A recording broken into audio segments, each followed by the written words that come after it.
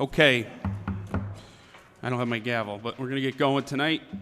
Good evening, everybody. Calling the WPCA meeting to order at 7:17 on March 27th, 2023. I'm Chris Pia, and we're going to get going. The first item on the agenda is the approval of the minutes from the regularly scheduled meeting of February 27th, 2023. I'll entertain a motion to approve. Mr. O'Brien, do I have a second? Second by Ms. Sutton. Any discussion? Seeing none, we'll call for a vote. All those in favor, please signify by saying aye. Chair votes aye. Any opposed? No opposed. Motion passes 7-0. Next item on the agenda is going to be reported to town engineer. Mr. Casey, we'll go with your action items. We had two referrals that we're asking to submit to or refer to the town planning commission for public sewer extension. And the first one is Main Street Putney. We did get a request from one owner, and then we got a subsequent request from two adjacent owners to extend the public sewer to their properties. And so this would be an initial step to send it to Planning Commission to get their input and recommendation to the authority. And then we would have a public hearing on that request pursuant to the procedures for financing public improvement projects, in which case we would be, if we decide to proceed with this project, we would design a project, put it out for bid, and then award it and assess the costs of the project to the owners. Last time we did this, the cost came in so high the owner decided not to proceed, so I would say this is also going to be very expensive and somewhat complicated construction because of the utilities located on Main Street Putney. But we did get the request, so we'd like to start off the process by referring to the Planning Commission. All right, so I'll entertain a motion to, per Mr. Casey, to send it to the Planning Commission. Motion by Greg. Okay. Motion by Mr. Can. Do I have a second? Second by Ms. Rice. Discussion. Any discussion on it? Pretty standard. Greg, go ahead.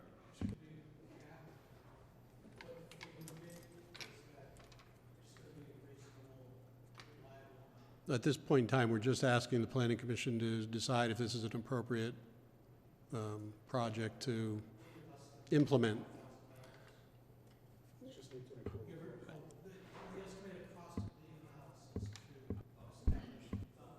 You don't have to act on anything like that yet. There's no cost at this point. We're just referring to the Planning Commission to get their input from a big picture point of view if we should sewer this street. Any discussion? Any further discussion on this? No. Seeing none, we'll call for a vote. All those in favor, please signify by saying aye. Aye. Chair votes aye. Any opposed? No opposed. Motion passes 7-0. Next item, Mr. Casey. Next item is a similar request. There is a proposed subdivision that the Planning Commission will be reviewing. So I thought we would take this opportunity to also refer the sewer that would be proposed in that subdivision to the Planning Commission just for the sake of expediency. So that's, John, before I entertain a motion, that's currently at planning, right? Because I know zoning and planning has been going back and forth with public hearings on that property, right? I think the Wetland Commission has acted on it, but I don't think it's been submitted to planning yet. It's in process of being submitted, so that's why, for expediency point, I would just say we could send it to them. What was the wetlands findings? Do you know? And forgive me if I'm putting it in a spot. If you don't know, that's fine. Yeah, I'm not certain. I don't know if they've acted on it yet. I know I've been in a meeting, with the developer to review the issues. And can we kind of wait on this? I mean, being that it's still, because I know that this is being talked about through planning, wetlands, and I don't even know if it's gone to zoning yet, but just because we don't need to act on this right now, do we? No, this is, again, just procedural, just to get it moving out of our board. At some point it comes back here and you'll have to approve. Understood. I'd almost like for this, because it's different than Main Street Putney. That's just a few people sewer extension. I get that. Yeah. This is a subdivision that's going through all the necessary. I'd rather see them go kind of take it through the process, if you will. Sure. Okay. So will anybody like to maybe motion to table this then? I'll make a motion to table the Okay. Teakwood Estates subdivision, which is still a proposed plan, and hold it for discussion when the Planning Commission moves it forward to inland wetlands.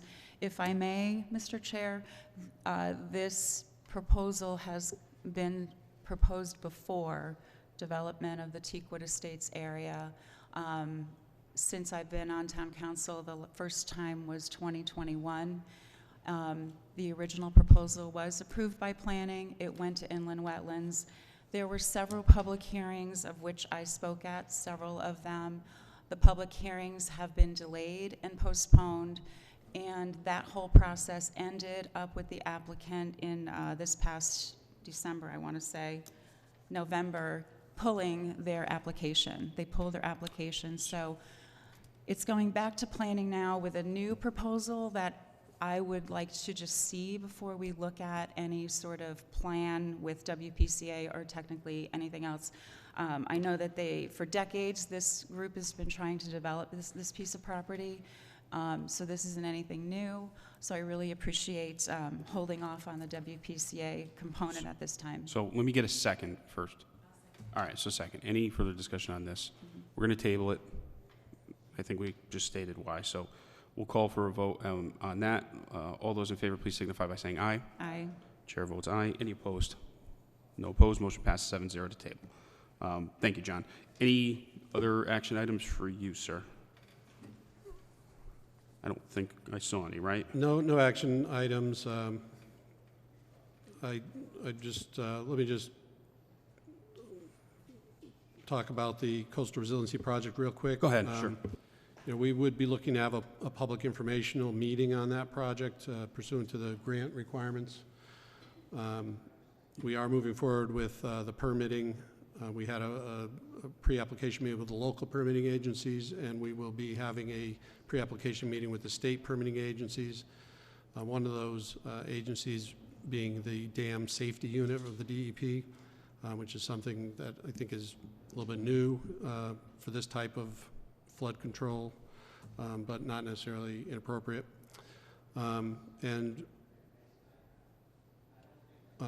I also had a review meeting with the engineer about the timing of the project, and we are going to request an extension on the grant, just to make sure we have enough time to complete the permitting phase and the construction phase before next year's deadline. Thank you, John, and I know you'll keep us up to date on track with that. And just for point of reference, Mr. Casey mentioned it, but I just want to point it out. We are discussing having that public informational meeting. It's stated here. It's looking like it will probably be April 24th, just immediately before the ordinance and WPCA, just for point of reference. Okay? Thank you, John. Appreciate it. Mr. Hyde, how are you, sir? Very well, Mr. Chairman. I'm sorry, Tom, before you, my apologies. Greg, question for John? No, Chris, Sure, sure. they run after each other. Could it be before the WPCA? Let me work on the, I'll try to make it the best for everybody, and I'm just saying it that way, right, because the way we schedule the ordinance of WPCA prior in the year, it's stated immediately following, so then we would have to cancel it and do a special. We're going to, yes, correct. We'll make it work for everybody, yeah. I know what you're saying. I'll try to make it as most efficient as possible. Mr. Hyde, yes, sir. I have no action items for this week. We have the standard report here. Okay. I think it speaks for itself. I do not have anything for you today. Okay, that's fine then. Thank you for that. Next is going to be the report of the town attorney, Mr. Marino. Yes, Mr. Chair, been working with Mr. Casey on addressing some illegal connections into the system and getting those property owners to getting them into compliance with the regulations. We have sent out a round of letters last October. I believe we got one, I think there were a half dozen property owners that were not in compliance. I believe we got one of the property owners to comply to date. The goal is ultimately to get compliance. We're not necessarily looking to be punitive if we can avoid being punitive. However, when I was reviewing the regulations, one of the things I was discussing with Mr. Casey is whether or not we should have an actual process stated, because the regulations don't actually lay out the process. I did recognize that the way this is done in Stratford, there is the citation process that kind of references all the ordinances that can, we should give notice to the property owner. But the question for this body is, does this body want to set an ordinance specific for us, meaning staff, to say what we need to give these property owners? Should we be giving them 30 days, 60 days?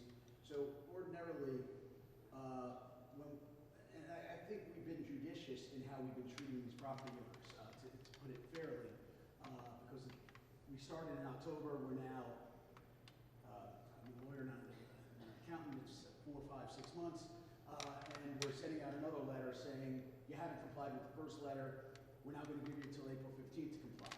And if you don't comply by then we're going to start imposing a fine of $100 a day. So Vin, not to interrupt, but right now, because we filed just up the state statute, right? We follow our local ordinance. We have local ordinance. Right.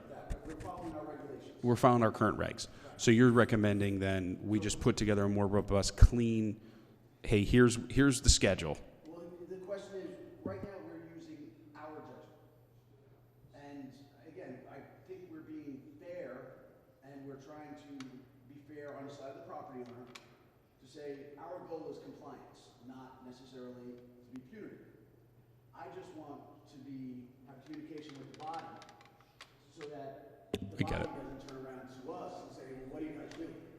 So, If you're okay with our judgment, then we can leave it as is. And we'll just continue to try to get compliance. But if you want a process that to be more firm, right. then I think there needs to be an ordinance that says, step 1, send out a letter and give the property owner X amount of time. If there's failure of compliance, then step 2, do the following. If there's, and then ultimately there's an appeal process, and right. if they exercise their right of appeal, there'll be a citation officer, and we'll go down that process. So I 100% agree with you.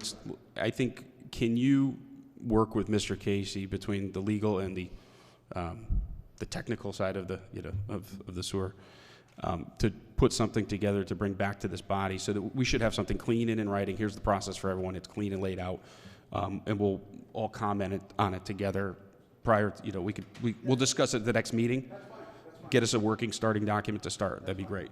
And I just, again, I think it's working well. It's just, when I saw it, I said, I think we need to be fair to the body and at least advise the body of what we're doing. I agree. So that you don't hear out if you're out and about, how much time that the property owners have been getting. Yep. They want you to be.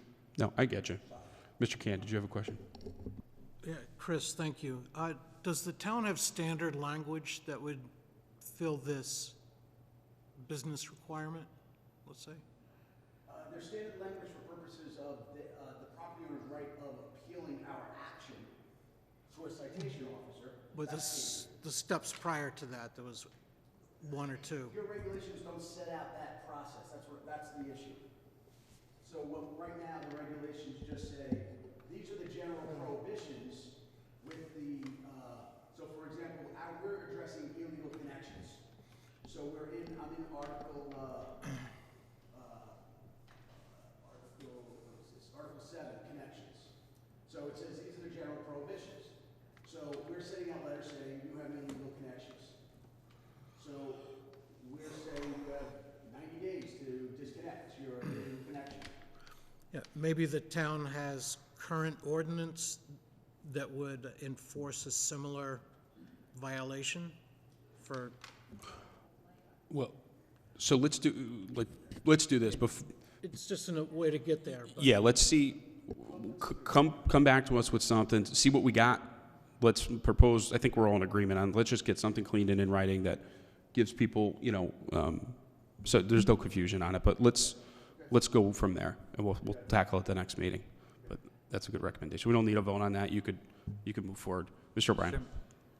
I'm curious, are the property owners tend to be commercial or private residential or both? I believe they're all Residential? There were a couple of commercials, yeah. What's an example of an illegal connection? Well, so what we're going after right now is the discharge of clean water into the sewer system. So that's not allowed. It's also not so terrible that we have to have immediate action. We're just talking with Tom. There might be other things that they're discharging illegally that could be, very terrible, and we need to have a quick action on. So we'll have to work out the details of how we can enforce those things. Yeah. Although in my research, I saw Holyoke, Mass, I think the EPA came down on them because of all of the illegal connections. And it was like, they ended up, there was a consent order where the municipality had to pay $50,000 rather than $500 million. But, it could be significant. So it's something that we don't have to rush at, but I think we're addressing appropriately. And we don't want to ignore it. Thank you. Gene, use your mic. Sorry about that. I'm loud enough typically, but, so as far as when they were describing an illegal connection, from what it sounds like to me, it's not necessarily that someone's hooking up their toilet directly to the main sewer line and causing the problem. It's more along the lines of like a gray water situation where they're connecting their gutters into the sewer drains and things of that nature. So it's a little easier for us to understand that these violations aren't necessarily when you flush your toilet and you've connected that main sewer line illegally, but it's more about the smaller incidences. Your pool, your gutters, like, are not allowed to run off. Yeah, okay, got it, thank you. So that would make sense, yeah. Any other last questions, Mr. Ken? Just statistically, how many potential of these illegal connections could we have townwide? So as you know, we in the last few years, we did a study to try to determine or find these locations. We did. We identified, I think, 55. We sent our letters out. We did our process. We're on our 4th or 5th letter now. So it's, we've invented our own process, but we got it down to, I think 6. Everyone else is compliant. So, yeah, and I have reported that we've been getting compliance, but, these are the last few. We had one business their whole parking lot was connected, and we had them remove, their connection to the storm drain rather than the sanitary sewer. So some of it's significant, some of it's not as significant. And then right now we're just talking about clean water, but if something, other than clean water, which was detrimental to the system, might, again, need to have a more immediate enforcement. I also got an interesting call from one in response to the letter today saying, how did you find out? So I said, if that's not an admission, I don't know what is. Right. Why don't you just disconnect and we'll just call it that? No, John, you guys have been doing a great job with, I remember over the last 4 years, kind of just following up. And most people, they get a letter saying, most people don't even realize it probably, to be honest with you. There's not a lot of ill intent there. I think it's just education, and we've done a good job. So this will be good. This will move it forward and make it nice and clean. So you guys will work on that, bring it back to us next month. Thank you for that. So one last thing, since you mentioned a pool. So somebody emptying their pool onto the street's illegal, right? With chemicals? We're talking about direct discharge into your system, right? That's what we're So, talking about. Yeah, and we would prefer generally to have that discharge go into the sanitary sewer rather than the storm sewer, because that would be in violation of our other ordinance for the You gotta deal with stormwater ordinance. on your property, not off your property. Because there's somebody in the north end, I see it all the time, every year, where it just discharges onto the street and down into a sewer system. Yeah. So- It has to go somewhere, right? But it's not supposed to go It's- there or there. right. We'll tackle this next month. We'll go back to it. All right. Anything else from you, Vin? No. Okay. Thank you, sir. No old business, no new. I'll entertain a motion to adjourn. Mr. O'Brien, do I have a second? Second by Ms. Sutton. All those in favor, please signify by saying aye. Chair votes aye. Thank you very much.